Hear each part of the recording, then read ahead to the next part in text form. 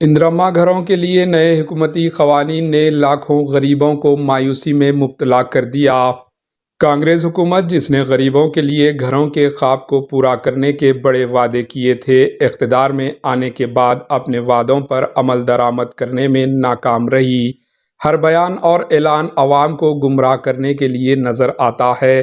تازہ ترین مثال اندرما مکانات گھروں کی مہم ہے، جہاں قرض معافی کے بارے میں افواہوں نے لوگوں کو الجھن میں مبتلا کر دیا۔ رپورٹس کے مطابق حکومت نے اس سال اندرما گھر صرف ان لوگوں کو دینے پر غور کر رہی ہے جن کے پاس اپنی زمین اور راشن کارڈ موجود ہے۔